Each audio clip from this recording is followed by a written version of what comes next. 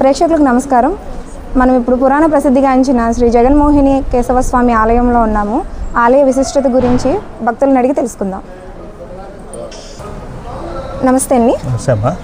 మీరు ఎక్కడి నుంచి వచ్చారండి ఆలయానికి? విశాఖపట్నం అండి. విశాఖపట్నం ఈరోజు మార్నింగ్ వాడపల్లి టెంపుల్కి వచ్చామండి. అక్కడి నుంచి ఇక్కడ ఒక టెంపుల్ ఉన్నదన్న విషయం తెలిసి ఇక్కడికి మేమందరం టోటల్గా ఒక 4 ఫ్యామిలీస్ వచ్చాం. 4 ఫ్యామిలీస్ ఇక్కడికి వచ్చి ఈ దేవస్థానం చూసాం. చాలా ఆహ్లాదకరంగా ఉంది, చాలా భక్తిగా కూడా ఉంది.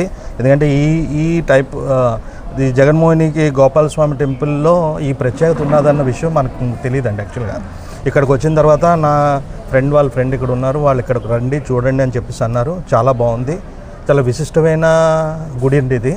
కంపల్సరీగా అందరూ వచ్చి విచ్చేస్తే చాలా బాగుంటుంది. ఎందుకంటే ఆ విగ్రహం కాళ్ళ దగ్గర నుంచి గంగా ప్రవాహం పడడం అనేది చిన్న విషయం కాదండి. ఇది నిజంగా అది చాలా విలువైన, చాలా ప్రతిష్టమైన గుడి ఇది. కంపల్సరీగా ప్రతి ఒక్కరూ వీలైనంత వరకు వచ్చి ఇక్కడ దర్శనం చేసుకుంటారని కోరుకుంటున్నాం అండి. చాలా మంచిది. ఇక్కడ ఈ టెంపుల్లో 5 బుధవారాలు ప్రదక్షిణ చేస్తే చాలా మంచిది అని చెప్పి అనుకున్న కోరికలు తీరుతాయన్న విషయం కూడా చాలామంది చెప్పడం ఇక్కడ జరుగుతున్నది కూడా అర్థమవుతుంది. ఎందుకంటే ఇంత విశిష్టమైన గుడిలో అది కంపల్సరీగా జరుగుతుందని మేము కూడా నమ్ముతున్నాం. ఇక్కడ భోజనం దగ్గరికి వచ్చేసరికి ఇక్కడ మధ్యాహ్నం భోజనాలు కూడా చాలా బాగున్నాయి.